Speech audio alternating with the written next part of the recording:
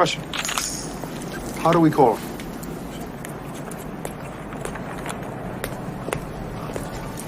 He gave us a signal.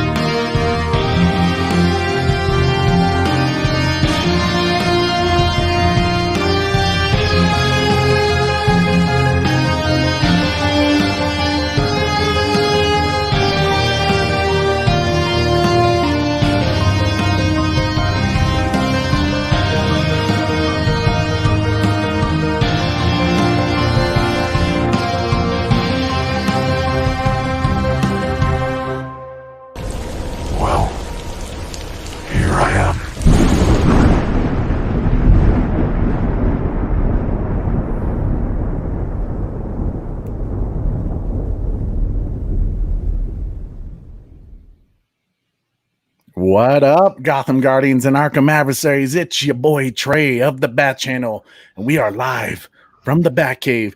But before we begin, folks, let's get my man, Super Bro Corey, up in the house. Where you at, big fella? What's up, everybody? You know, it's so funny now that Corey has started this new job and he lives in Wyoming now.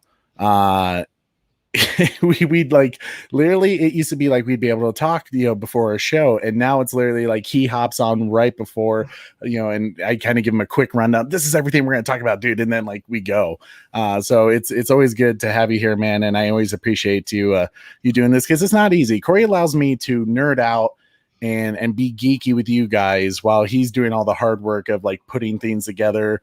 You know, he does the video editing, which that the Witcher one you did, man, was pretty funny. You added a lot of good clips in that.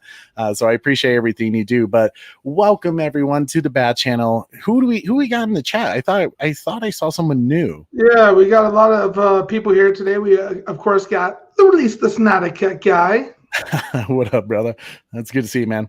Batfleck, how's it going, man? It's good to have you here, bro.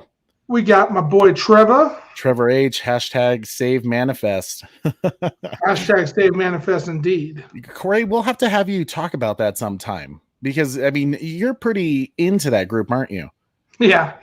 Okay. I've been definitely smashing that hashtag save manifest, hashtag keep the faith, all those different ones, and there's a lot of groups, and the funny part is, we'll get into that another time. But yeah, Warner Brothers is the one that it's Warner Brothers television, so they another reason for me to hate Warner Brothers, basically. So if you want to sometime, I could, you know, you've always been so supportive of the Snyder Cut community and make the Batfleck movie, release the Ayer cut, the Schumacher cut. If you want to, we could do a show sometime with hashtag save manifest and just kind of talk about it. You can kind of let me know because I just started watching Manifest to help support Corey because I know he really loves this show and I'm digging it. I won't lie, it kind of gives me a Lost vibe, and I was really into Lost, and then it got to a point where it's like nothing made sense anymore. But so far Manifest has been a different story and has been so far pretty good, but it just reminds me of Lost, which I think is throwing me off a bit. I've been following Jeff Rake on he's the showrunner and writer for executive writer for Manifest. It'd be cool to get him on. He's been super interacting with the fans as well too. So either that or some of those hashtag save manifest groups on Twitter as well. That'd be cool to get them on as well. I mean, if you want to reach out to him, we could see if maybe we could get him on, because I mean, hell, you know, I'm happy to further a cause if people are really interested in it. And it looks like it's still doing really well on Netflix. I was a big fan of the show Lucifer, which was on Fox, you know, part of because it's a DC character and, you know, part of that whole Sandman universe. And then at the worst possible time, they canceled Lucifer. And there was this whole movement, from the community. And I think people were really taking, some tips from the Snyder Cut community, but there was this whole hashtag save Lucifer. And then finally Netflix did it. It took like, I think 6 months or something like that. They saved it. And it's been one of the most popular shows on Netflix. I think Netflix has now done 3 seasons. Well, they're coming into their 3rd season. That's super interesting because Manifest kind of has a similar fate going on right now. So obviously Warner Brothers and NBC decided not to continue the show, which damn them. So then our hopes was for Netflix, and Netflix said that they were not going to do it. So that's why the campaigns to really have it be one of the number 1 streaming TV series for right now has been insane. And that's also why on Netflix it tied the number 1 spot in a row for how many days. So it's for Netflix all-time record. It Manifest tied it. So they were, it would have been cool if we broke that record, but before we get too crazy into it, what up, Sean?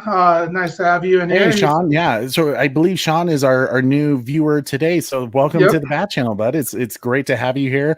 Excited to hear your feedback and your thoughts on some of our topics tonight. But yeah, it's always wonderful when we see new people in our Bat family getting ever larger. See, hashtag save Manifest. Yeah, everyone. It's been a good show so far. I mean, there's been a lot of things that have been like, no, don't do it. And it happens perfectly. The storytelling is phenomenal so far. I think the crappiest part of it all is that, so obviously they like to do the cliffhanger season endings and stuff like that. And season 3 was a major cliffhanger. We won't spoil it for anybody who hasn't seen it yet, Trey. I believe Jeff Rake, the showrunner, said that there was supposed to be like 6 more seasons. So they weren't even like halfway there yet or something like that. Or was it 6 season total is what he originally planned for. So we're smack dab in the middle of it. So we want them to, he said that he'll get it to us one way or another, whether it's a movie or a comic, a show. But you can't fit 3-6 more seasons in one movie. So unless they have, maybe a certain Snyder help direct it and have that thing just go forever as well. It's one of those things where with Manifest, I mean, that's wonderful that the director or the showrunner, you said showrunner Jeffrey Wright, Jeff Rake. Jeff Wait. Okay. It's good to know that he has a clear vision for his story in his plan, because I felt like that's where Lost got lost. It was like they were surprised it got so successful, and they were like kept being pushed to do more and more seasons, and it was like at some point they just were like, we have no idea what we're doing anymore. I misspoke. He was the creator, so I'm sure he's the showrunner. I'm sure he's the showrunner too. But okay, yeah. Well, hey man, yeah, let's if you want to sometime, let's figure out a time to do a live show all about Manifest, because I think that's interesting for someone who's just getting into the show. You kind of know a little more about the community. Let's get a little further into it at some point. All of my tweets have been basically call-ins. It's been like, don't cancel the show. Oh yeah, it's so funny. But let's go ahead and let's get into our show. Before we fully begin, make sure you guys hit that like, share it with your friends and family, and let's get them on the show so that way we have a lot of people going crazy up in the chat. We really do appreciate when you guys share these videos and when you subscribe, which Corey, we just passed 1,100 today. Did we really? That's fantastic. I was like so blown away, which I mean, this group, this community has just been phenomenal. And one of the great things that has just happened recently for Corey and I with this channel is that we now have super chats available, which it goes a long way. You guys, if you have questions for Corey and I or topics that you want us to discuss, put in a super chat. We'll talk about it. We'll play a little fun clip for you guys. But that super chat really goes a long way to help supporting our channel, to put money back into the channel. So if you find it super entertaining, you can send us that super chat. And some of the things that we're hoping to get next is, right now I have like 3 little red light bulbs that I just put back there. It's not like very professional at all, but it was like a quick fix to kind of make the background a little more interesting other than the comics. I want to get a little more professional lighting setup, a little more professional cameras, all the different things that we can do to make this show all the more better for you guys. So super chats go a long way, and we thank you guys so much for your support. For our Make the Batfleck live show that we did, we were donating every super chat dollar that we got that day to Feeding America, which is the charity that Ben Affleck is heavily involved with. And Corey, I haven't told you about this, but I did numbers, and it was $125. And of course, YouTube takes their silly cut from the super chats. I think it's like 45%, something like that. So we got like $80 from it. I have made the decision to go ahead and, rather than donating $80, everything that we were going to get for the super chat, even though it was going to Feeding America, to me, it was like, we might as well just make it to what, it was before YouTube took their cut. So we're donating $125 to Feeding America soon. So yeah, it's going to be all the more better. Like I said, each dollar goes to 10 meals. So it's like 1,250 meals. That's fantastic. That feeds a lot of people. So wow. We appreciate everyone who donated that day. And now we'll do more things like that, donations and things for like AFSP and stuff like that. But for now, our super chats we'll go into making the Bat channel all the better, which we appreciate. But Corey, we kind of talked about this, I think, very briefly when you were here, but The Witcher just had a WitcherCon, and they did a season 2 teaser trailer, which I did with my Wonder Wife, Sarah. It's always wonderful when she's interested to hop on a show with me, because I know she's kind of private. She doesn't like to be on screen so much. But with The Witcher, she loves that show. And, when they did the teaser trailer for us from the WitcherCon, it was wonderful to have her on and to kind of geek out with me with a little bit. And it's doing very well. And we've had so many wonderful comments from that video that I just had to kind of tell you guys a little bit about it. Because Corey, have you watched the Witcher show at all on Netflix? So I've only watched one episode, and that was with you. I will be completely honest, I actually don't have Netflix, so it makes it a little difficult to watch The Witcher. But charity. yeah, you need to share that code with me, that password. But no, you know what? If Netflix saves Manifest, I will purchase Netflix. So hear that, Netflix? Hey, you gotta you got a subscriber right here if you save Manifest. And we'll do free advertisement on the Bat channel. And there you go. So free advertisement for you. I want 10 cents every time I bring your name up. Yeah, dude, it is phenomenal. And as you probably know, Henry Cavill is in it. Yes. And he is phenomenal. Like I said in the reaction video, Sarah and I have not read the books. I've just started playing Witcher 3, which I'm going to stop playing Witcher 3. And I think someone said I didn't need to play Witcher 1 because they kind of go everything you need to know in Witcher 3 in a flashback, but to start with Witcher 2, the video game, and then get into the Wild Hunt. But there's 8 books and a whole bunch of side stories of this series. And it's been so interesting because, one, Henry Cavill, based off what I've seen in the video game, Corey, he looks perfect for Geralt of Rivia. And the show, I mistakenly thought of The Witcher when it was first coming out as the next Game of Thrones show. And it's far better. And I liked the Game of Thrones show until the very final season. Like you said, we don't talk about that season. But The Witcher kind of has... It's hard to put it in a mixture of things, but Corey, to kind of give you an idea, it's kind of I don't want to say Game of Thrones, but it's Game of Thrones meets Lord of the Rings. Oh, in a way. Because I you told me to get on Game of Thrones. I watched the first episode and I wasn't able to get past the first episode. I know people keep saying, watch past the first episode. It gets so much better, but I've struggled with it. So that I love the Lord of the Rings, so that actually really excites me. Now, one thing I was wondering, because obviously the trailer reaction that you guys did was absolutely amazing. Henry Cavill's a complete badass. Yeah. I was never interested in the games when they were coming out, and I don't know why. I literally don't know much about what The Witcher is, what he does, and that type of stuff. But you know, it's almost a better example of The Witcher, especially the video games. Final Fantasy VIII. I think I don't know. Yeah, you were a huge fan of Final Fantasy VIII, weren't you? Yes. Yeah, they had like a card game. Like when I started playing The Witcher 3, and like I said, I only did like the first 30 minutes of it before I had to like go to work or something like that. And I was blown away because it has that open world thing, Corey, kind of like Arkham Knight. There's like a whole bunch of side quests. You're kind of going on a story theme, but there's like it's such a big game because they have like a little card game that you can play, and it kind of reminds me of that little game that you play in Final Fantasy VIII. And it's Chocobo Racing. No, not Chocobo Racing.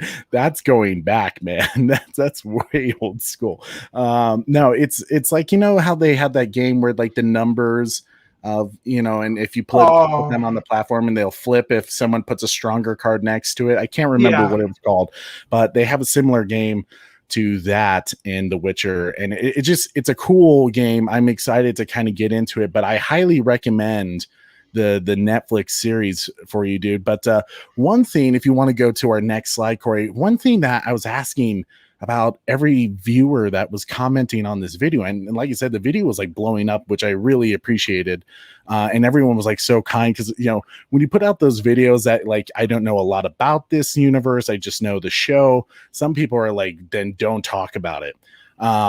But it's been really great to have this community from the Witcher people who are like, oh, dude, read the books, you know, play the video games and do this, do that. And you're going to fall in love with this series. And one question I kept asking to all the viewers that were commenting were, what's your favorite book out of the series?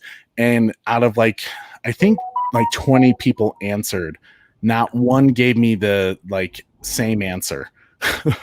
Wow. It was all like mixed with like, oh, The Last Wish, you know, The Sword of Destiny, you know, Blood of Elves, you know, and Henry Cavill said Blood of Elves, you know. So it was wonderful. It was just proof to me that the whole entire series is probably a really great book series. And Sarah's going to start reading it. She was like, already after we did the trailer reaction, she was like, buy me this series for our 1 year anniversary coming up. So I was like, done, babe. That's gonna happen. I'll do that for you.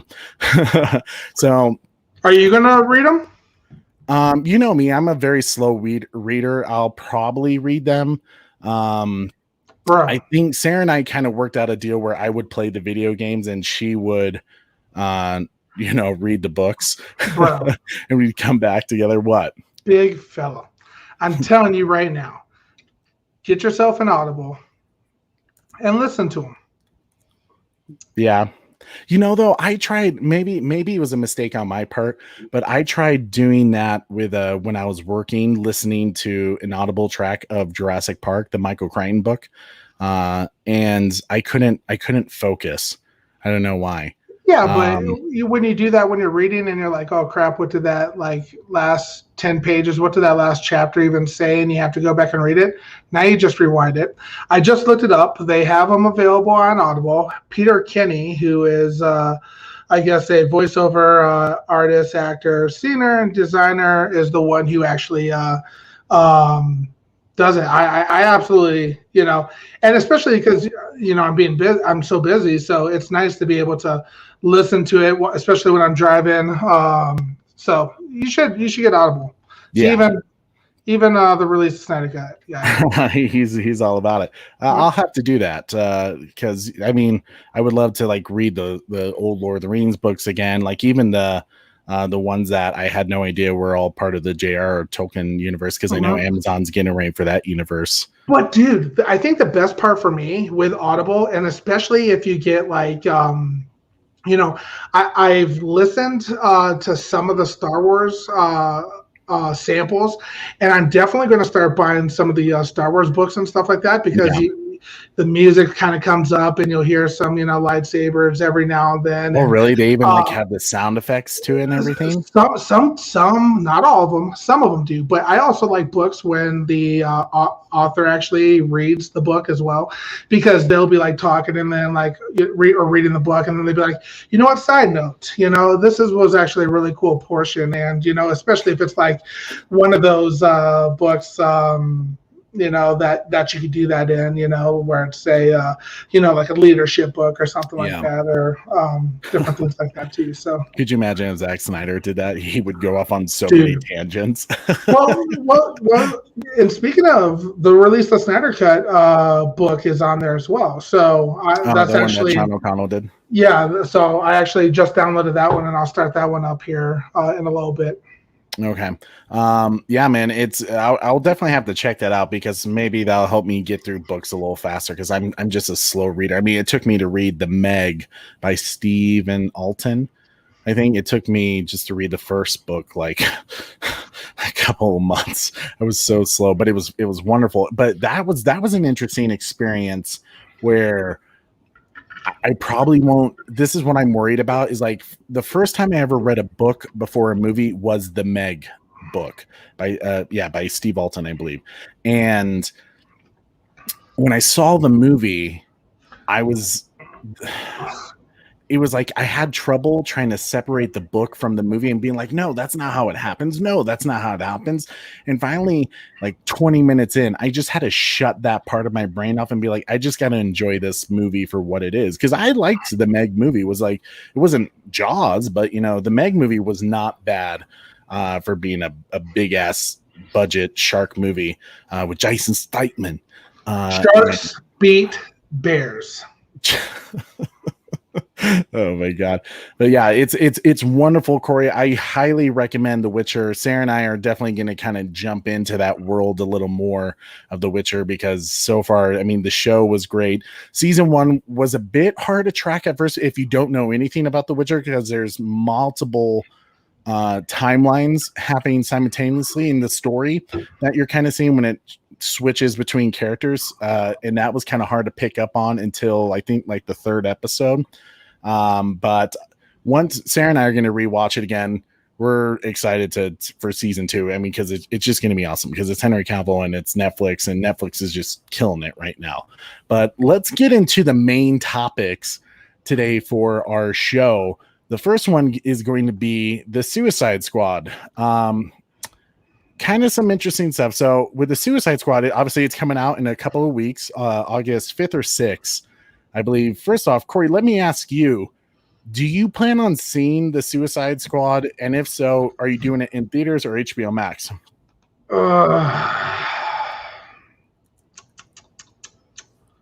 Man, I struggle with that, because I see both sides, I see we're not going to support it until we get what we want. I'll probably, since I'm I'm using your HBO Max account, I'll probably just watch it on HBO Max. So I don't think I don't know, man. James Gunn, so it's one of those things where theaters, it would be probably pretty cool to see. But I don't know if I'm going to spend the money on this one, for example, especially with, not having Will Smith back. That's a big downer for me. Jared Leto's nowhere near it. Speaking of Will Smith, about the Suicide Squad film, I gotta ask you. They said Will Smith couldn't be in the film because of scheduling reasons. True or bullshit, do you think? Do you think he looked at the script and was like, or saw what they did to the first Suicide Squad? Because we still don't have David Ayer's cut of Suicide Squad, where it was a serious take on the characters. Deadshot had a much bigger role. Every character, and hell, Diablo's still alive in that cut. So it was very different than what we got in the theatrical cut, because the studio was trying to pivot after BVS was received critically, by the critics, not so great. Do you think Will Smith said no to being a part of the Suicide Squad, not for scheduling reasons? He was just like, no, I don't want to do it. That's obviously a possibility. He is, an actor that, can be like, yeah, I have no interest in being part of that. Is there anything else that he's currently working on right now? Like, is he? Not that I know. I mean, he like everyone in Hollywood kind of locked themselves down during COVID. But in terms of films that he was working on during when Suicide Squad, I can't think of any, because Gemini Man, no, not Bad Boys 3. I just looked it up, and it looks like the only thing that's trading in the Will Smith land is Jada. Oh yeah. Did she cut her hair off? What's going on? Jada Pinkett Smith unveils striking transformation as she shaves her hair off. # free Britney. Oh, no. So Bat Fanatics is on HBO Max. Not going to pay for it in theaters. Release the Snyder Cut guy says, I will not support. And I agree. James Gunn is a weird dude. I get that. Yeah, I saw someone had compiled a group of tweets the guy has done over the years that I didn't know about, and even I was kind of like, that's just not funny, dude. Like he has a weird, twisted, sick humor that I don't understand. Like, and it shows in the Suicide Squad trailer when they're making a joke that like one of the Weasel character eats kids, and it was like, that's funny. And like constant jokes about eating, dicks and stuff like that. So just like weird comedy that seems like it's James Gunn's kind of thing. And it's so weird, Corey, because James Gunn had actually talked about, with David Ayer, and I was like, dude, because of you, I was able to get my cut rated R and do all this shit. And David Ayer responded back to him and was like, damn, like, how come you were able to get rated R? But for me, it was like such a big, you can't do that with a Joker. And it's like, but you did it with Todd Phillips, the Joker. So it's just that constant, inconsistencies with Warner Brothers. But you can also tell they wanted James Gunn because of his Disney connections, because he could bring in that Guardians of the Galaxy style film. And that's what they were wanting for the DC film. So they were like, whatever you want, dude. Which I have to be honest, I differ from you here. I wasn't the biggest, Guardians of the Galaxy fan. They were okay. I here's what I'll say about the Guardians of the Galaxy. Because when I first heard they were doing a Guardians of the Galaxy, I was like, this is it.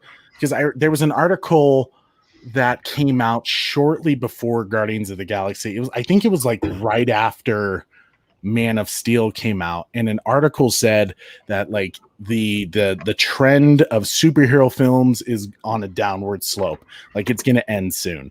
And I think it was like Verity or Hollywood Reporter who said that. I can't recall. And I was kind of thinking like, yeah, at some point the superhero trend is going to get boring to the general audience and they're going to move on to something else. And when I heard they were doing Guardians of the Galaxy with the MCU, I was like, that's it. I don't even know those characters. Like, this is going to be ridiculous. And then I saw the movie, and like I said, I'm not a huge Marvel fan. I'm Batman. I love Batman fans. I love Batman fans. I love the DC universe far more. And when I saw the Guardians of the Galaxy film, I was actually quite surprised, because I was like, wow, like, the sound, I think what did it for me mostly was the soundtrack and Chris Pratt. I mean, I just love that. I love Chris Pratt as well. So that's probably the one thing I did like about it. Trevor H says he is not sure. He can't decide. Dad said, get it? Bookworm, played by Dottie McWow in the Adam West Batman TV series. Roddy McDowell in the Adam West. Who did Dad said reading is for bookworms, not for Batman. Not for Batman. No justice. I know. My parents never taught me how to read. No. Alfred would have done that. Okay, it's a good way to learn. Alfred's too busy cleaning the empty mansion. Oh my God, that's so bad. Why did you say that? Save Martha. Yeah, I mean, to me, it's tough with the Suicide Squad film. I don't want to support it either because I think it's bullshit until we get the Snyderverse restored, and it's bullshit until we get David Ayer's Suicide Squad. We need that. That needs to happen.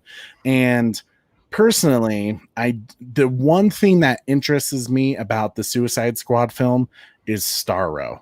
Isn't that silly? Like the giant starfish kaiju. And that's sad.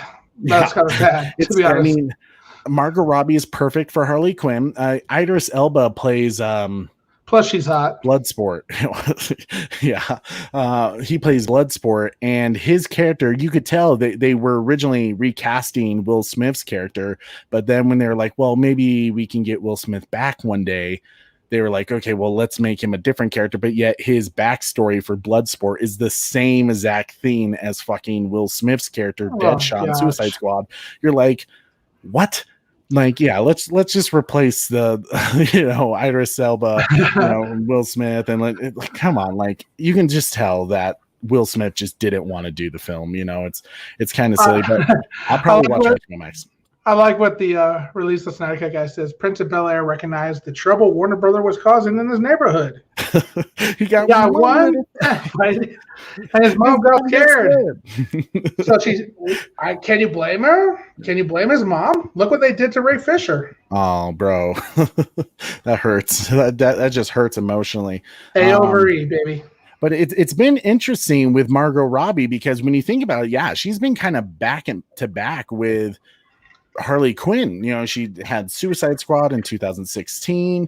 She then did Birds of Prey a few years later, and then now the Suicide Squad film. She's done a few. I mean, she's been an actress on high demand, and it makes sense to me. But she's like, I need a break. She says in a interview, I think with IGN, she said it was kind of back-to-back filming Birds of Prey and filming this, so it was kind of like, oof, I need a break from Harley because she's exhausting. Robbie said, I don't know when we're next going to see her. I'm just as intrigued as everyone else is. Part of me wonders if, because she had also done an interview where she was like, well, I want to do a Gotham City Sirens movie, which is what should have been Birds of Prey. Birds of Prey should not have had Harley Quinn in it because it was just a bad movie. Birds of Prey is still at the very, very bottom of the list for me. Corey, did you ever see Birds of Prey? I did not. Okay. It was just, what the issue with Birds of Prey is that it didn't Jared Leto's Joker needed to be there because you needed to see her growth with him there. And for not only that, for her to be posed with an option at some point in that movie to have been like, okay, do I go back to the Joker? He wants me back. And for her to tell him off, to be like, no, screw you, bro. And I know they kind of did that in a metaphorical way with her blowing up Ace Chemicals, where he created her and so, and where he was created, but it was like it didn't have the same power and the effect. And like I said, in honesty, she shouldn't have been with the Birds of Prey because that made no sense. It should have been a Gotham City Sirens, which is what David Ayer had planned for his sequel to Suicide Squad at one point. But here's where it got a little interesting further in this interview. Corey, go ahead and go to the next slide. So Margot apparently watched the Snyder Cut. A lot of people have been talking about the Snyder Cut still, which is kind of interesting because it came out a few months ago. I mean, you had Quentin Tarantino recently say like, hey man, yeah, what the Snyder Cut community did was groovy, and the Snyder Cut in general is groovy. So it was kind of cool to see him even be like, yeah, I want to see the Snyder Cut. I mean, Quentin Tarantino, right? Like one of the biggest directors and story writers of cinema history especially in the modern era. But Margot apparently said that she was surprised that her character died. Well, it was going to die in the future of the DC universe, because if you recall, there's that scene at the very end of Zack Snyder's Justice League where Ben Affleck is trying to get Joker to have a truce with him, and he says that to him one point, like, Harley Quinn, when I held her body as she was dying in my arms, I made a promise to her that when I kill you, and make no mistake, I will fucking kill you. I do it slowly. So hence Margot Robbie is dead. And it kind of struck a chord in Joker, which that's such a great scene. It's still like one of my favorites in the Snyder Cut. But she says, she describes how Quinn dies in his arms. This revelation apparently caught Robbie by surprise, causing her to exclaim, "What?"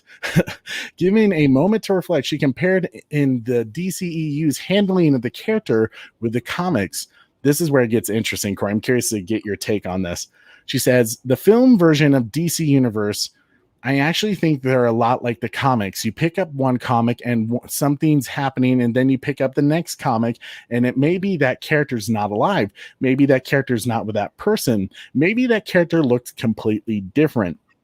Each movie is its own sort of thing. And I think that works in the comic book world. And I think that works in the DC film world as well. It's not like Marvel, where everything is more obviously linked in a more linear way. It feels like there's so many adjacent stories, worlds, and films happening at the same time, just like there are in the comics. Corey, how do you feel about that? So I completely understand what she's saying, right? Like, she's saying, one, it kind of feels like she's a little pissed that Zack would eventually kill her character. But she's like, but wait, maybe because that's, according to Warner Brothers, that's not canon anymore. I can live on and do my own shit. What's your take on her? I tell you what, that shit frustrated the shit out of me when reading comics, where you're like, for example, Marvel was horrible at this. I mainly read DC, but there's a time every now and then that I'll hop into the Marvel world just to mainly look at the big events that they're doing. Like, matter of fact, the last big event that I paid attention to was Civil War II. And I want to say it was either the Hawkeye, I can't even really remember. One of the characters, major superhero characters, died. Then, for whatever reason, they delayed the next comic book. And as it's coming towards the end of the comic book run, but they're starting to gear up for the next round of comics. Well, they start advertising, and you see, oh, well, that person's really not dead. That frustrates me, to be honest with you. I wish in some ways the DCEU films were handled a little bit more like the Marvel side of things, only in the sense that it's one big complete story and everything kind of intertwines with each other. I like that. I think it takes a lot of planning and a big foundation in order to really get to where they did. And Zack Snyder had that vision, had that plan, and it frustrates me when I hear what she's saying. Now, is she right? Yeah, of course she's right. Yes, there could be multiple storylines, multiple different, things. They've been keeping on Bond series forever now. So I think it's more just preference kind of thing.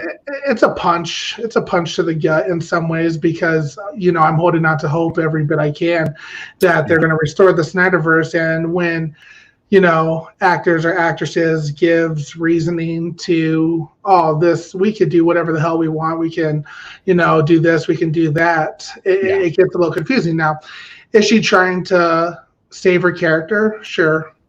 That's what it sounds like to me. But we don't know exactly what's going to happen in the Snyderverse yet. Yes, that we saw a scene at the very end of the Snyder Cut We don't know what's going to happen. We don't know. Does Batman actually kill Harley Quinn?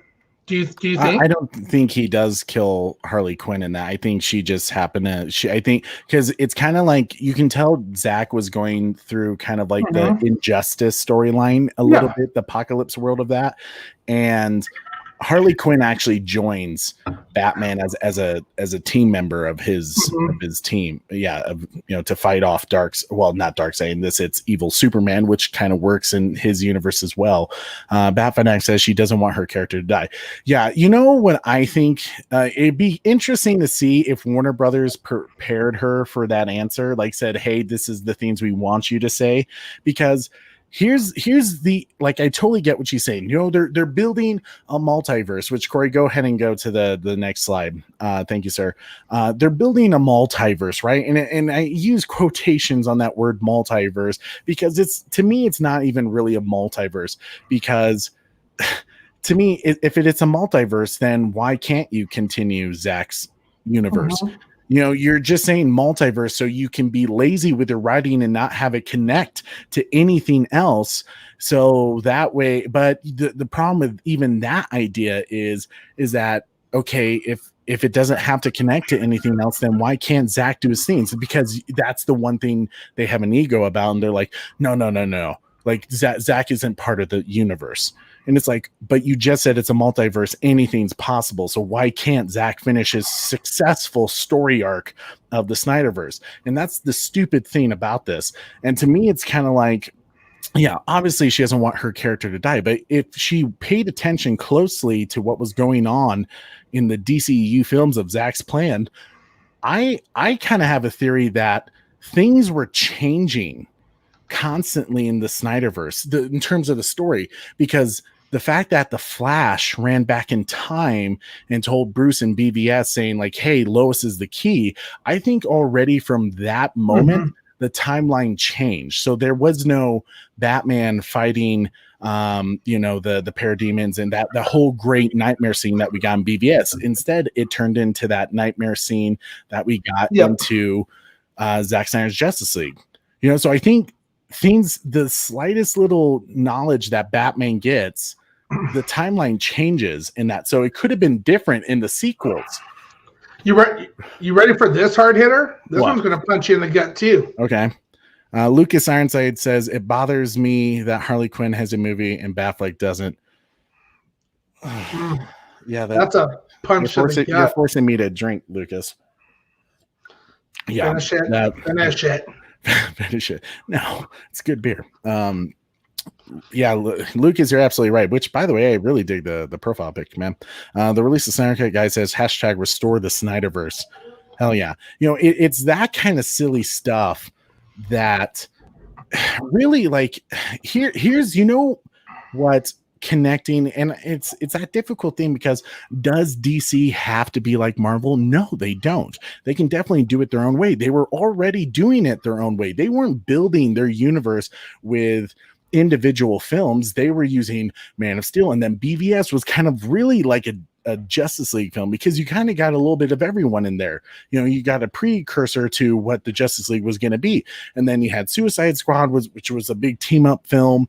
Then you had Wonder Woman, which that was a solo film, right? And then you had Zack Snyder's Justice League. So they were already doing it. They weren't waiting 7 films for a team up movie like the MCU doing. So they were doing it their own way, and in my opinion, it was still done in a very, very great way.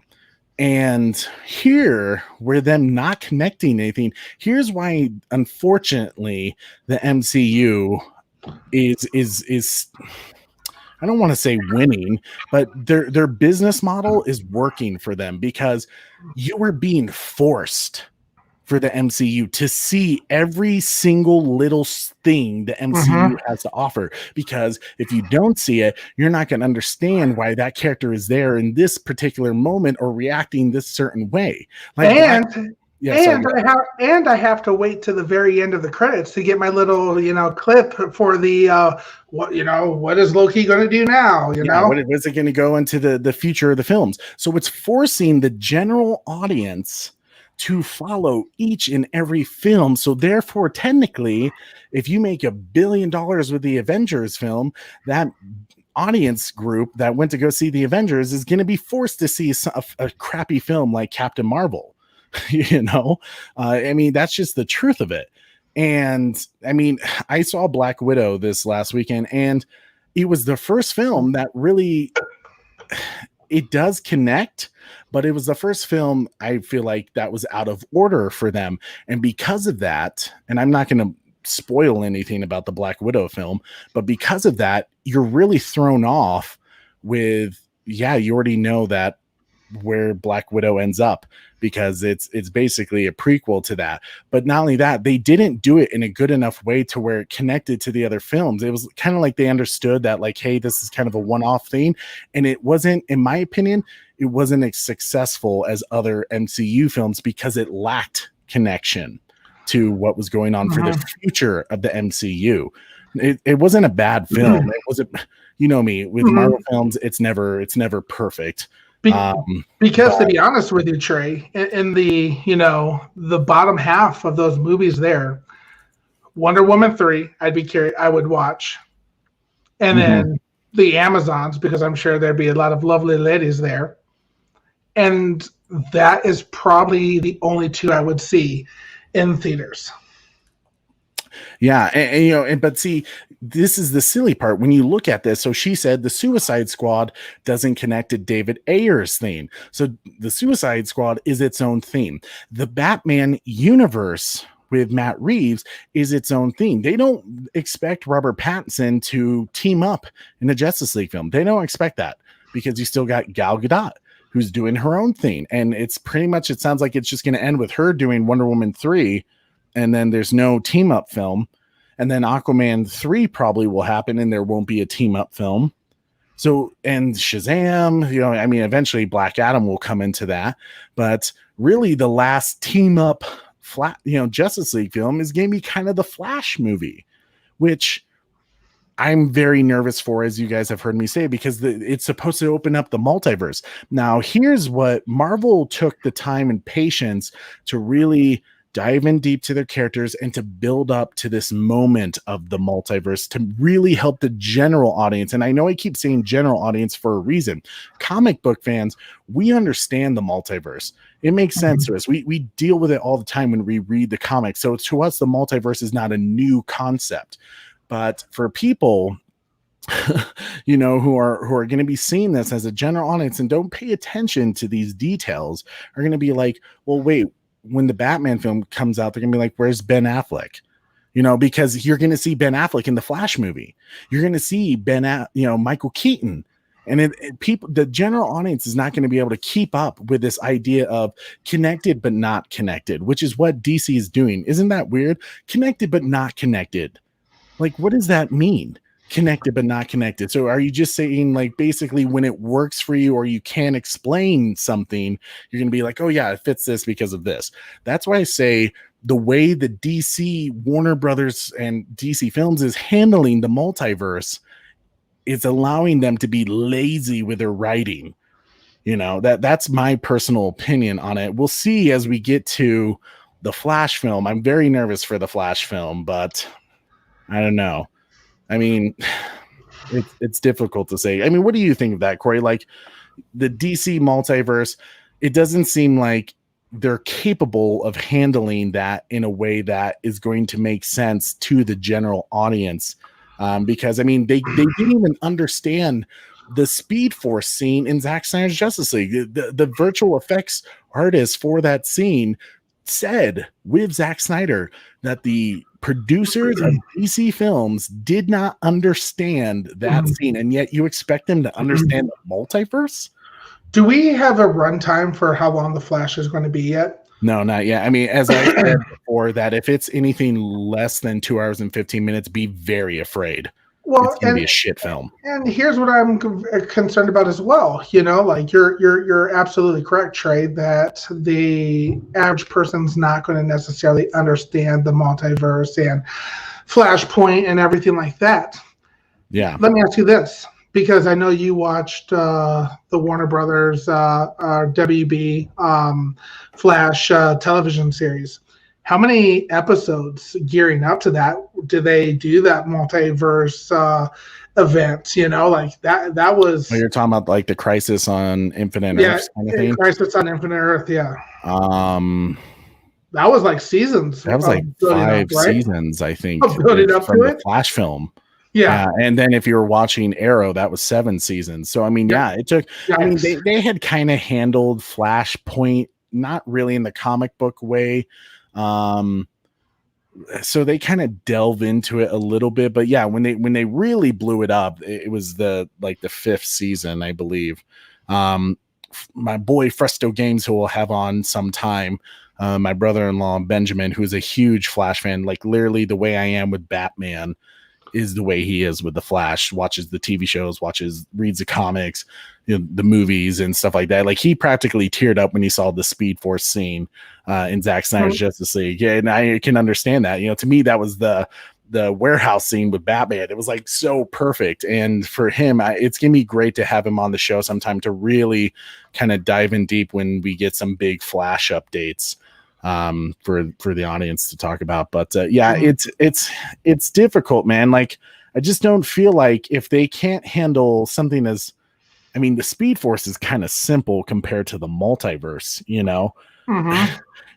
and yet you're going to have 3 Batmans, one handling his own trilogy, another one that people know from right now because he's been in the last 3 or 4 movies as Batman, and then you have another Batman that hasn't been Batman for 30-40 years almost.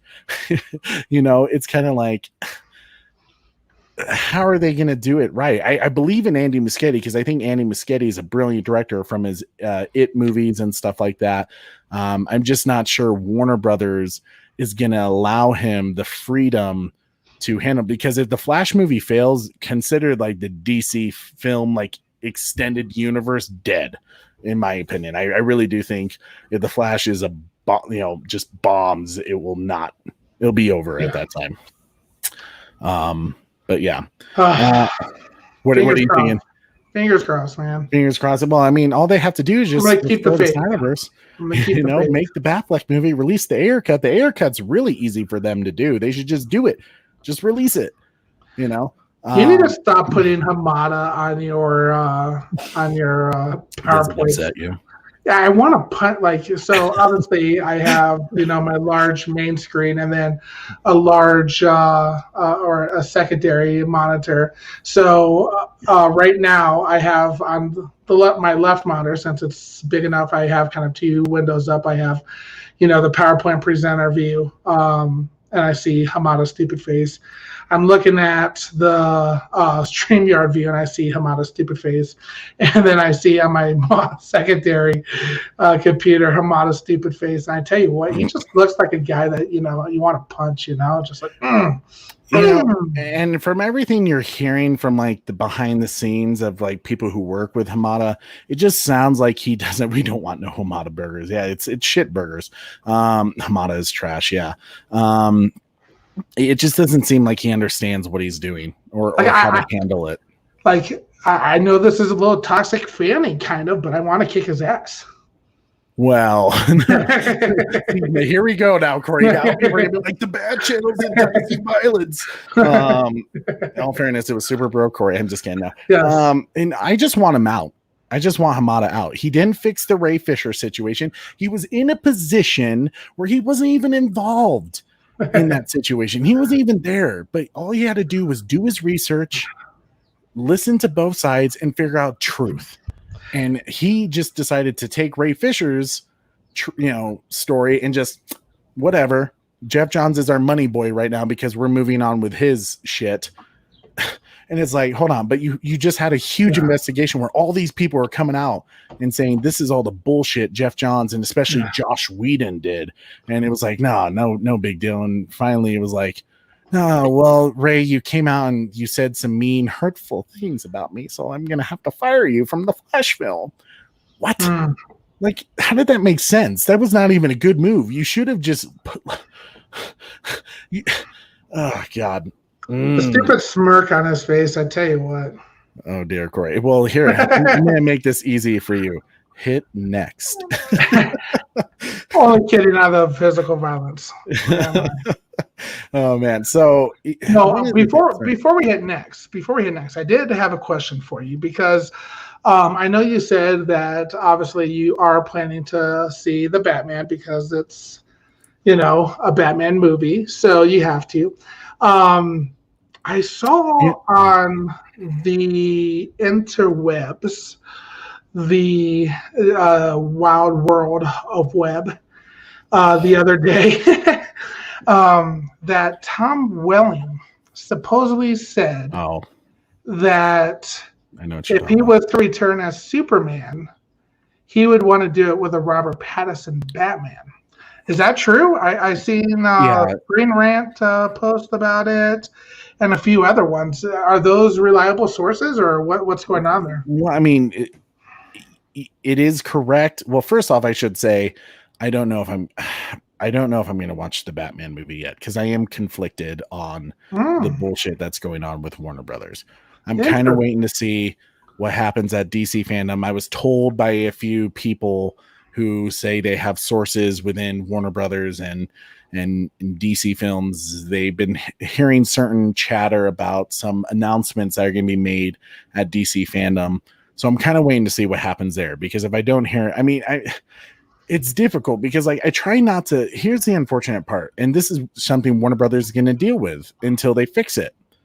And that is with them not treating the cast well of Zack Snyder's Justice League and causing Zack after all the bullshit they put him through the first time and fired him. Well, they let him go, right? It was a happy separation between the two. It wasn't an actual firing, but they were trying to find a way to fire him before what happened. Mm-hmm. The fact that they haven't fixed that situation really doesn't sit well with me, and I don't want to support Warner Brothers. I am a huge Batman fan, but personally, I would tell you 1,000,000% of the time, I didn't want this Batman film. I wanted the freaking Batfleck film that was being made, because that sounded amazing. Everyone who read that freaking script from Ben Affleck said it was the best Batman script ever. Now, you mean to tell me that Jay Oliva, who's written some of the best animated DC films, adaptations of certain comics that I like Dark Knight Returns. I believe Kevin Smith was another person that read the Batman story that Ben Affleck was writing, and Zack wrote it. And everyone said it was the best Batman film over The Dark Knight. You're telling me Ben Affleck had a Batman film better than The Dark Knight? Wow. First off, I believe it, but I'm like, why the hell didn't you make it?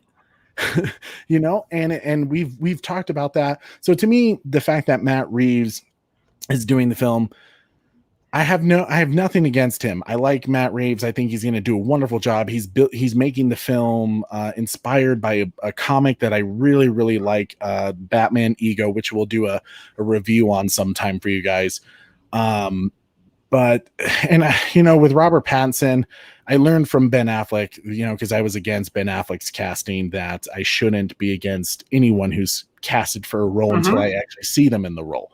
So I have nothing against Robert Pattinson. I just wanted it to be Ben Affleck's Batman. I wanted his trilogy, but it's difficult. I don't know if I'm going to see the Batman film. I'm kind of waiting to see what Warner Brothers does and how they handle DC fandom. I mean, I might go see it. If I do go see it, I might do just HBO Max because I'm already paying for that. I don't have to pay an extra ticket. There's one surefire way There's one surefire way. Yes. Save. Jesus. Save. So that's how I would see it. I would love to see that. To get back to your question, I think, I went off on a tangent there about the Batman film. Yes, you are correct that Tom Welling did say that he would love to be Superman for Robert Pattinson's Batman. For some reason, they're friends. I don't know how they're connected in some way. I'm not sure on that. I can see Sparkle Bat's face come up on the Smallville trailer, though. Why would you do that? Don't do that to me. Sparkle Bat. I thought I heard something about that Smallville is getting an animated sequel, though. Trevor H actually just said that, and that's what I heard as well. So if that's true, I will be watching it, and I'm looking super forward to it. And that, but I guess the part that confuses me, and the reason why I wanted to bring it up tonight, was because there's a reason why they're doing a Smallville animated sequel, right? Other than they're all old as show. They're all old, but they're all old as hell now. Well, I mean, hey, have you seen Erica Durance? She is still a fox. Well, yes, she is. And let's see, what's her name? What's Lana's name? Alice. I can't know, dude. You were the Lana fan. Kirsten Durst. Crick, yeah, something like that. I can never remember her name. And then Allison, she won't be the show. It's so funny because when I first started watching Smallville with Corey a year ago, I think during the pandemic, I had no idea about the drama going on with her, and I was like, no, dude, I like Allison Mack's character and Tom Welling's, that relationship needs to happen because she's adorable. And then I heard about everything. I shouldn't laugh about it, but it was just like one of those, like, oh my god, she plays like the sweetest girl on Smallville and she's a nightmare outside of it. So right. I mean, hey man, I mean, I will say Tom Welling, Clark Kent was done dirty during the Crisis event. Yes, but how does a Tom Welling Superman work with a year 2 Batman? How does that happen?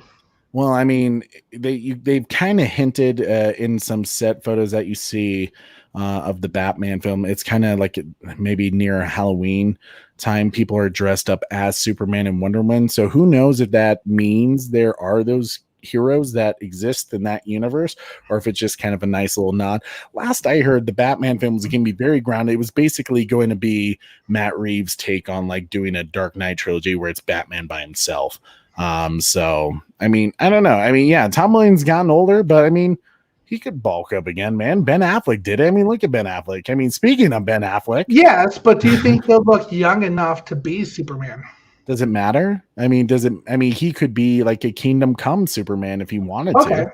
Okay. Which I just bought that comic the other day. I'll have to let you read it. I finally found an affordable copy for my boy John at Hall of Justice. Man, he always has the hookup. John, man, sorry to do like a quick tangent, but like I do have to give John so much credit. John is our guy who owns a comic book shop here in Colorado called Hall of Justice Comics and Collectibles. And Corey, you were the one who, I think, was this right after BVS, when I was like, because BVS was like really, I was always into Batman cinematic universe and stuff like that with Keaton, Clooney, Kilmer, and then Bale's Batman. Then BVS, I really wanted to get into comics, and Corey bought me my first comic that you see behind me back there with Neil Adams, issue 251 Batman, I believe. And if it wasn't for you and like John at Hall of Justice, John like really like got me hooked on Batman comics. Like literally, he was just like, no, Trey, here, read this one. If you really want to, get into the Batman universe, you need to read these comics, that comic. And like, because of John at Hall of Justice, so dope. He does a live stream for comics on his Facebook page every Thursday at 5 p.m. So they still do Mondays too? They stopped doing Mondays because he was getting super busy because he has like a family and everything. But he has such a great like comic shop. Like literally, like when you think about like mall rats and stuff like that, and like all those like clerks, like the comic book, like what's the word I'm looking for, Corey? That comic book, that feeling, that where you go to hang out with all your people. That's John. Smoking weed. No. $15, little man. Put that shit in my hand. Don't you owe me? Oh my god! But no, I love John at Hall of Justice Comics, man. I really wouldn't be the nerd I am without him and you buying that first comic for me. So shout out to my boys at Hall of Justice. But speaking of Ben Affleck, when we were talking about like, hey, they can still bulk up. there's been some interesting developments, and I'm going to be fully honest with you guys about it because I would not lie to you. But apparently, Ben Affleck supposedly is on his way to film for the Flash film. We knew about this back last year around this time. Actually, an article came out, I believe, from the Hollywood Reporter shortly before DC Fandom, and they said Ben Affleck was coming back to film this, some stuff for the Flash movie. Now, Corey, go ahead and go to the next slide. This is so full disclosure. That's not a real picture that Andy Muschietti released. I made that because I was like just trying to show, is Ben Affleck going to be the next Instagram post that we see from Andy Muschietti about the Flash? He did one for Michael Keaton's Batman with a little blood spot on it, kind of like a Watchmen button, which was kind of interesting. He did Supergirl. He did the Flash. Obviously, the next one has to be Ben Affleck's Batman, right? Should have been probably another Cyborg one too, but Warner Brothers. But apparently, people are saying from this set, this picture behind the scenes of him, getting ready at an airport, is him on his way to go film stuff for the Flash. Now, full disclosure, I read something on Reddit, which I normally never read Reddit, that said this is not him like going to the Flash film, because it was like someone said it was like taken on a Saturday and the next day he was seen at Universal Studios with his kids. To me, that is like weird, because why would it be at an airport and then the very next day at Universal when he lives in California? But I don't know. So full disclosure, it may not be, but a lot of people are saying this is him getting on a plane to go to London, I believe, to film for Andy Muschietti's The Flash with Ezra Miller. And man, he has bulked up again. Corey, have you seen some of his street photos lately? I have not. Man, he's like got the veins on his arm, and his arms, his shirts are getting like super tight again. He's like, I guess the issue with this latest street videos is he's usually with J-Lo now, so it's like, well, see, he has to bulk up to keep up with her. She's dancing every 24/7. I mean, he's got to look all popping again. Yep. She actually just said that she's so happy to be with somebody who's a big star that doesn't have to like compete with attention or something like that. So he's the goddamn Batman. What do you expect? Yeah. Isn't it wonderful? Yeah, I mean, it is really great, because like I totally think that people always say like, oh, Ben Affleck didn't want to be Batman, and it's like, no, he always had the love for Batman. It was Warner Brothers that really, when he saw what happened to Zack while he was writing his script, and Jeff Johns getting involved, trying to have him change his story, he just said, that he couldn't make it work. But yet everyone who read his story said he did make it work. It was ready to go. So it was Jeff Johns going in and say, hey, I need you to make these changes to make Batman the smiling idiot that he was in Justice League. And finally he was like, no, I'm not doing that. So I'm out. And obviously he was going through a divorce and he was in a good place mentally, but he wanted to be Batman, so I thought it was very interesting as Batman. He was the bomb as Batman, but what's with that? Right, yeah. He did that like little charity thing with Jimmy Kimmel, and Jimmy Kimmel actually said to him, and he's just like, dressed up as Robin, and Jimmy Kimmel like looked at him and said like, dude, like, I wore the suit, and he was like, yeah, I meant like a suit and tie, not like a Robin suit. Like, why would you dress up as Robin? And he's like, because I thought you were going to come in your suit. And he was like, why? He's like, because you're Batman. And Ben Affleck smiles, because you know what? He remembers this. He knows how awesome. I mean, it's a dream of a lifetime, like to be freaking Batman. Like I would love to be Batman, but I'm bald and I have a beard, and my wife doesn't want me to shave a beard. So I'll never be Batman, unless if I do like voiceover Batman. That could be cool. I don't know. We'll see. Let's hear it. Do a voiceover Batman voice. I can. I'm not doing a Batman voice. Dear Kevin Conroy. I gotta prepare for that one, man. You know how hard it is to get to that like Kevin Conroy voice. I don't know. Yeah, see, I have to do it. I can do Darkseid again. I'm just kidding. Yeah, do Darkseid too. Do Kevin Conroy talking to Darkseid. God, I almost need to hear Kevin Conroy's voice now. See, now you put me on the spot and I'm nervous. Joker. I don't know. No, I have to I really have to. I have to listen to it. I'll work on it again. I see that's my issue. Is like when I do voices, I need to like if I stop working on it and I work on someone else. Like lately, I've been working on Dark Side and trying to get some other people. So I like lost my Kevin Conroy thing because I did a video. Remember when I did that video for you and like calling Kevin Conroy's voice? It turned out pretty well. Yeah, give me a Dark Side then. Do a Dark Side for you? Yeah. Man, you were putting me on the spot. Ladies and gentlemen, release the Snyder Cut. I don't know. That's pretty good. It's not bad. That's pretty good. When I stop working on it, I need to get back into it. But to get back into our show, Corey putting me on the spot with voices. Let's go into our next topic. I'm hopefully everyone's thinking like, well, we haven't seen anything from Ben Affleck as Batman, and that he's not going to be in the Flash movie. He's going to be in the Flash movie, guys. He's going to be in the Flash movie. Don't worry about it. But Black Adam with Dwayne "The Rock" Johnson. This is going to be dope. It's going to be super dope. I won't lie. This is one of the other films I'm kind of excited for in the DC universe. I know people have said Dwayne Johnson is a huge Zack Snyder fan. He loved the Snyderverse. He loved the Snyder Cut. He wants to be a part of that world. I heard something that there's going to be a group of villains, kind of like this gang that I'm totally spacing their name, but they have ties to Apocalypse. So that's kind of an interesting thing if that is true.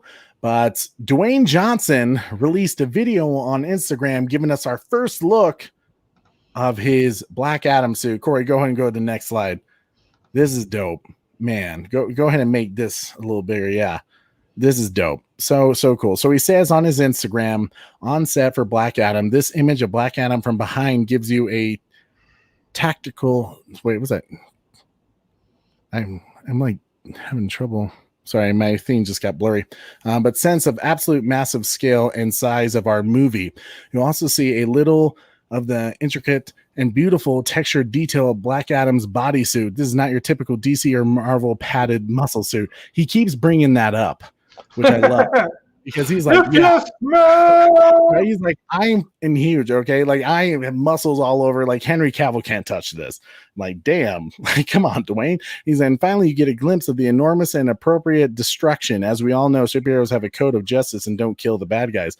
But Black Adam does. The hierarchy of power in the DC universe is changing. Anti-hero, man in black, protector of his people, # Black Adam.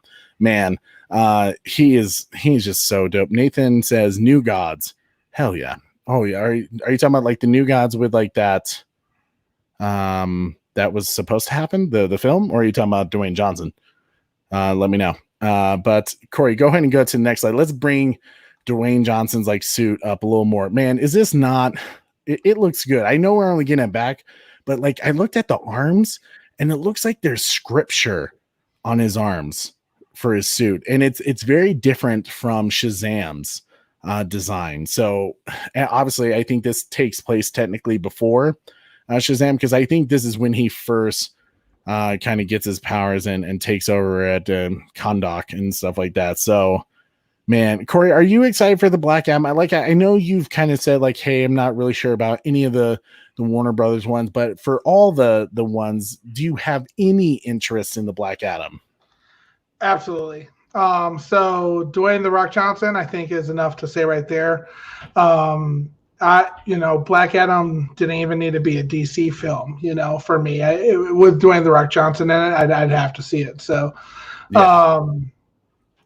I just like the guy. He's and the fact that first ever non-padded suit, Yeah, I mean it's insane. Like I one of the biggest things I'm excited for is just to see the suit, because they have been pressing this idea that Dwayne Johnson was very adamant about not needing any form of muscle padding. Not only that, like stitching to like really showcase his muscle, that it was going to be him, which I can't imagine how uncomfortable that suit must have been then, because I mean, it'd be skin tight, so the fact that they're making it work, and the guy was constantly working out. So, I mean, how many adjustments would they have made? Like, does he constantly just rip out of his shirt, filming scenes? I think he's just going to do Oh, are you doing like a Johnson? Oh no. Oh yeah, that's right. Did you what was that called? The people's elbow? Oh yeah. Oh yeah, and then rock bottom. Oh my god, old days of WWE. Oh man, it doesn't matter what you think. If you smell what the Rock. Hey man, yeah, I think so. Nathan says I'm hoping to see them soon in the DC movie universe. Oh yeah, with the new gods. There was an article that came out from Geekosity with Mikey Sutton, who does a stream with Sil Abdul on his YouTube channel, and he had apparently said that even though they canceled the New Gods film, that oh gosh, I'm totally Ava DuVernay. Yeah, Ava DuVernay was doing. And they blamed Darkseid's character in Zack Snyder's Justice League. He had apparently said in the article that Mikey Sutton did, he said that they're actually looking at doing a New Gods, well, kind of a New Gods film. It'd be like a Darkseid series on HBO Max, and it would be Zack Snyder's Darkseid with Ray Porter and Steppenwolf, doing a prequel of their New Gods story. So I hope that's true. I really do. I mean, I would love for that to come to fruition, because that's originally what the New Gods film was supposed to be. Even though Ava DuVernay was making a film that wasn't connected to the Snyderverse, the New Gods film that they were working on shortly after BVS was supposed to be connected to the Snyderverse. So I kind of hope it does happen, because that'd be dope. It's Jack Kirby's fourth world, right? Like, it would have been amazing. But yeah, for Black Adam, man, I think Dwayne Johnson's just going to do a great job. It sounds like he's a huge fan of the comics and always has been. He loves this character, but I love this artwork that someone did. Corey, I think you'll appreciate this one too. Go ahead and go to the next slide. Someone that made a little adjustment to it, but oh man, yeah, we need to see this Black Adam versus Superman. And I think that's what Dwayne Johnson wants. I think he wants to go up against Henry Cavill Superman. And I wouldn't be surprised if there was a cameo like this from Henry Cavill, because they both have the same agent, the same booking agent. I'm sorry, that's completely badass. And to be honest with you, if I was The Rock as well, why would you want to go up against Shazam? And I think you're absolutely right. Here's the issue that I think Warner Brothers has gotten themselves into. I think so. The plan, obviously, they teased in the first Shazam film with Zachary Levi that Black Adam was around, and they clearly kind of made it look a little like Dwayne Johnson's Black Adam. So there was obviously a plan to have Black Adam in Shazam sequel at some point, and here they are. But the way they made Shazam, at least in the first film, like, can you imagine that? The Rock going up against Zachary Levi? Like, Shazam wouldn't even have a freaking chance. Like it would be done in a couple of seconds. So maybe they'll do. Corey, did you ever see the anime? I kind of hope he does a rock bottom on someone or gives them a people's elbow. No.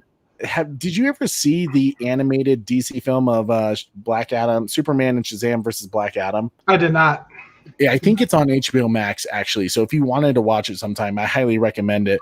But I could see that being the direction where they're heading. But, I think Dwayne Johnson, the way he talks about Black Adam, the way he promoted it at DC Fandom, and I'm sure we'll get a better look at the new DC Fandom, I just get the sense that, man, this dude has bigger plans for Black Adam than just Shazam. He wants to go up against the Justice League. He wants to, and right now, he doesn't care if you're Shazam. He doesn't care if you're Ben Affleck. He doesn't care if you're Henry Cavill. Oh my God. The Black Adam says he'll lay a smackdown on any of their asses. Nope. You gotta give us that eyebrow. But this is really gonna be a big test for Dwayne Johnson when you think about it. Yeah, giving us the eyebrow.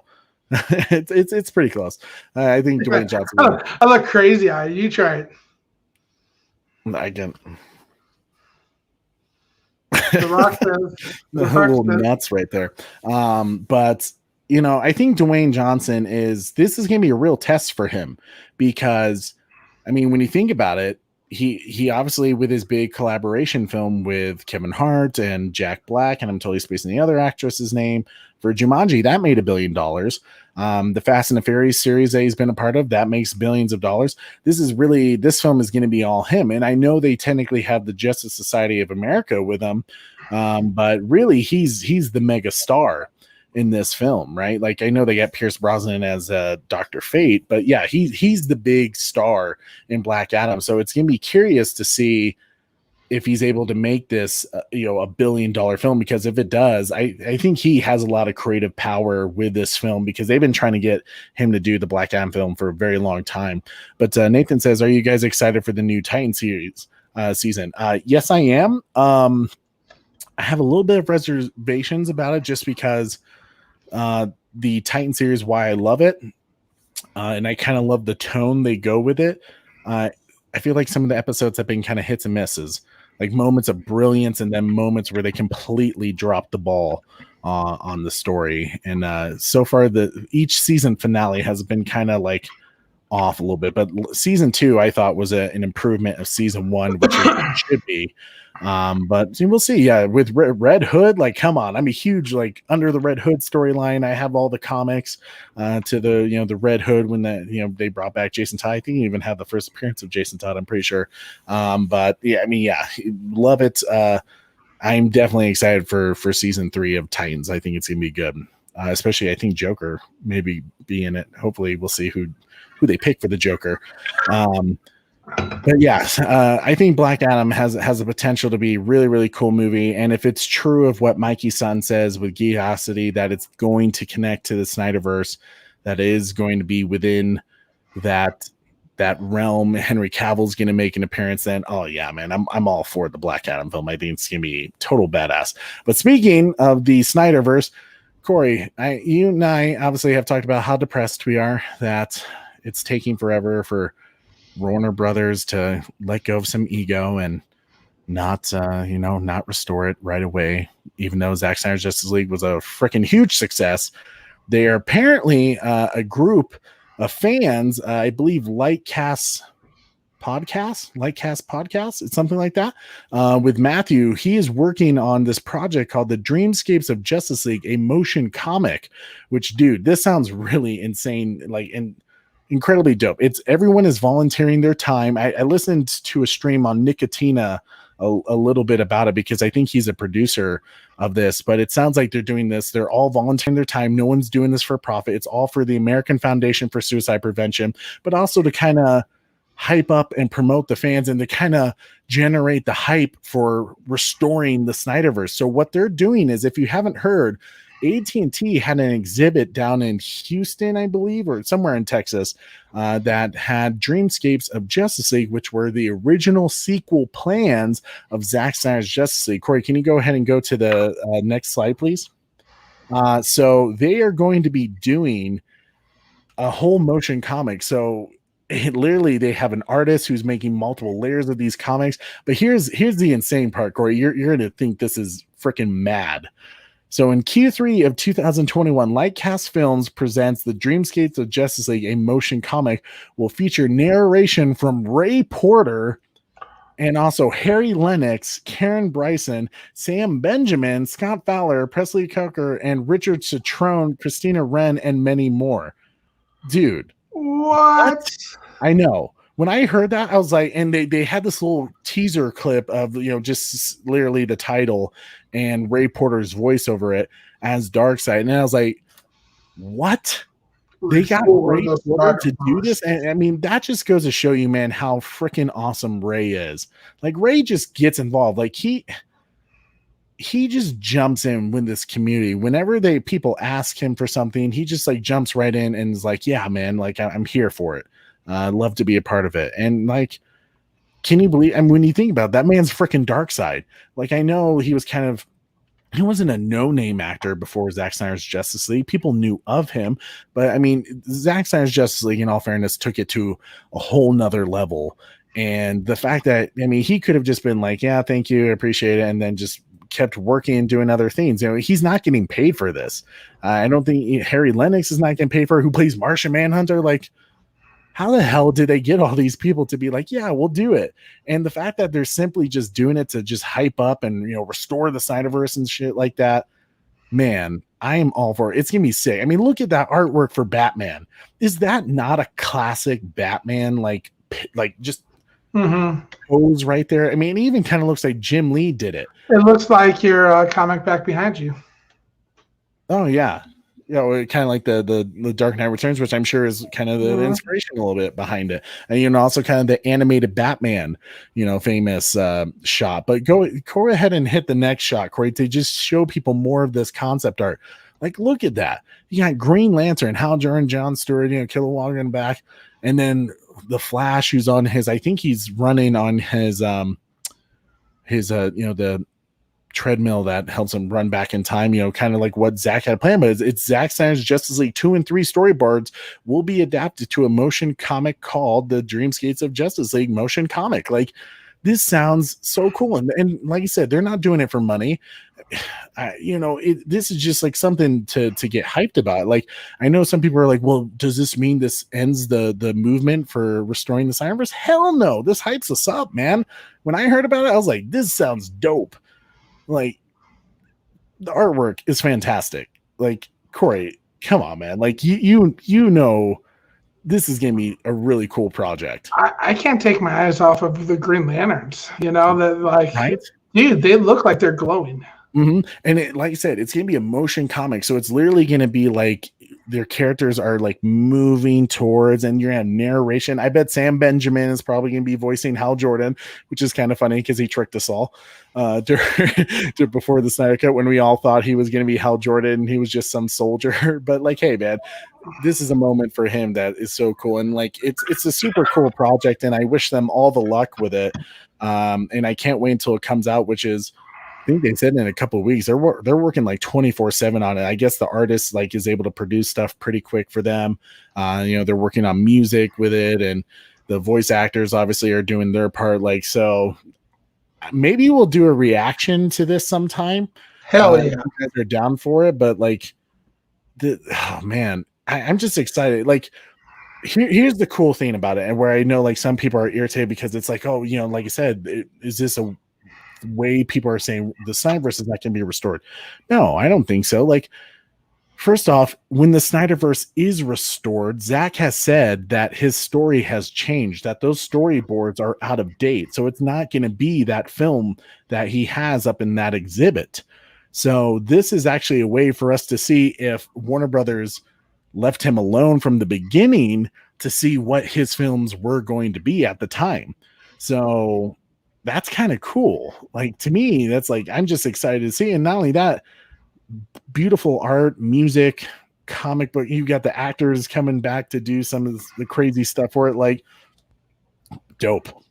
Just dope. That's just gonna be cool. And like I said, I wish them all the best. I think it's called Lightcast Films with Matthew. He does a lot of interviews with Zack, so I wonder if he got Zack's. I'm sure he got Zack's blessing, and Zack maybe even gave him a few pointers to how he could approach it. But it just sounds super cool. I'm excited to see what comes of it. But I'm curious to think what you guys think about it. Are you guys interested in seeing this motion comic of Zack's original plans? And I think like you said, I think it really hypes up the community to restore the Snyderverse. And not only Zack can like show AT&T, Warner Brothers, Discovery, and be like, the fans did this on their own, you know, volunteered their time and work, and look how much views it's getting. You know, look how much excitement you're getting. That social media engagement that we got for hashtag release the Snyder Cut, you know, all those years back, that made AT&T look at, you know, actually releasing the Snyder Cut. This could do the same for the Snyderverse. I think so. we might actually get some real numbers of people watching the Zack Snyder's Justice League with how many times this is going to be viewed. Yeah. I mean, hey, it'll definitely give them an idea for sure when they see all the views on YouTube. It'll be interesting to see. I'm sure they took care of this. I'm not 100% sure, because like I said, I'm not involved on this project at all. I just heard about it, saw that someone's doing it. It's kind of similar to what we're trying to do with the Hallelujah project, with bringing the community together to get them excited, but not only that, to raise money for the American Foundation for Suicide Prevention, which is what made this community great in the first place. People, strangers from all around the world coming together to create powerful art, and not only that, to help raise money to let those who are battling depression, and to let them know that they're not alone. Like, that's awesome. That's what this is all about. So I mean, the fact that they're doing, good for them. I wish them the best of luck, and I'm excited to see what comes of it. Bat Fanatic says he thinks that's cool. Trevor H says that looks awesome. I agree. I'm actually super excited for it. Yeah, I'm curious to see, because how Warner Brothers is. Anytime you use the likeliness of their characters, I know there's the fair use thing that we use and stuff like that, but like sometimes Warner Brothers is a dick about it. I mean, they're dick about it when I did the soundtrack reactions, so for them to use kind of likeliness of the characters, I'm kind of curious to see if I wouldn't be surprised if Warner Brothers pull some shit. This is going to get copyrighted super maybe quick. I don't know. I would assume, because of knowing how Matt does his channel, he seems very prepared. I don't know him personally, but just from what I've watched his show a few times, and he just I'm gonna space his name. Glorious Pictures, was it Glorious Pictures? Yeah, Glorious Pictures. Oh, that was a lie. Okay. It wasn't a lie by him. It was someone was trolling him. Okay. So he's still doing his thing. But there's also the Bat in the Sun Productions that does, clearly it's Batman, it's Joker, and they're allowed to do their Kickstarter stuff. So I don't know. Maybe it'll be fine. I think it will be fine. It'd be stupid for Warner Brothers to stop it, because it's for charity. It's not like they're going out and helping people. The release, the Fanatic Head guy says, I can't wait. And Nathan says, I just want a Robin death flashback scene. Oh, my brother. Preach, Nathan. Oh my God. Yeah. I mean, the fact that we haven't seen that, and Zack had pushed so hard to get a death in the family scene, damn them. Damn Warner Brothers. They're a bunch of dicks. It's not like they're going to ruin their multiverse. Right, exactly. And then that's the thing with the Zack Snyder's universe, right? Like, they're not going to ruin the multiverse. Just let them freaking do it.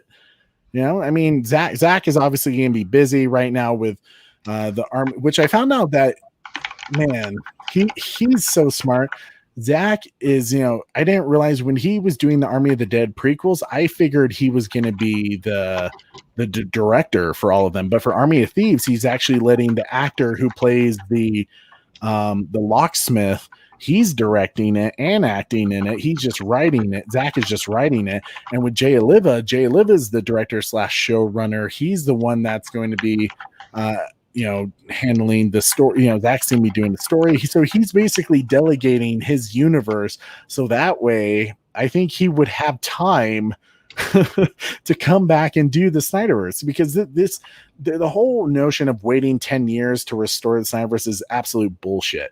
This process of restoring the Snyderverse could take 10 years. And I mean that in a way of, by time they do, because Zack Snyder's Justice League 2 would not be the first thing done. It would be the Ayer cut. It would then be Ben Affleck's The Batman film, and I would assume Cyborg would get a film in there, and then maybe a Green Lantern Corps, and then Justice League 2, and then whatever other films need to happen. Then it would be Justice League 3. So that could all within that time frame maybe take up to close to 10 years. So we're not waiting 10 years. It's going to take 10 years to go through the Snyderverse, just about anyways. So, hey, I'm excited for that project. Good luck to Lightcast podcast, Lightcast Films. I think they are that's handling the film. So best of luck to them. But Nathan says, my favorite scene in the Snyder Cut is the scene between the Joker and Batman. Leto's performance was way better in my opinion. Yeah, he was definitely great. And unfortunately, Nathan, I don't know if you know, but there is a David Ayer cut of Suicide Squad, not the extended cut, not the theatrical cut. There's a completely different film, kind of similar to the Snyder Cut. They went through the same issues. So Jared Leto's performance was suffered greatly in the theatrical and even in the extended cut of Suicide Squad. So there's more to him. I mean, we haven't seen the true performance of Jared Leto's Joker in the Suicide Squad film. So hopefully Warner Brothers comes to their senses, if there is any, and releases the Ayer cut, because I certainly want to see. I mean, apparently there's more Batman in it. I heard someone say that Batman and Deadshot and Joker have a fight scene at the very end of the film with, you know, the Enchantress out there. Like, what? Like, who cut that? Who's the idiot? You know, but hey, it's a one guess. Fun. But yes, I'll give you. Yeah, so, I'll give you one guess. Jay Knight, hey bro, how's it going, man? It's good to see you on, and I hope you had a great stream.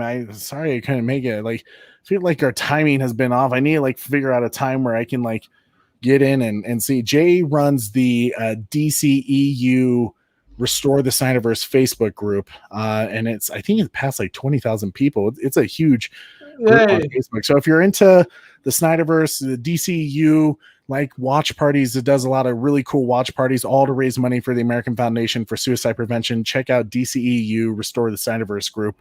It's a pretty cool group. A lot of nice people on there. That it's just cool to see the community work together. I've been on there a few times. They do a really good job. Yeah, I agree. Hopefully I'll be able to join them one of these times. It's just our schedules, right? Like, it's like literally YouTube is a full-time job, other than my other full-time job. But Nathan says, if they would just listen to us fans, sweet collection, by the way.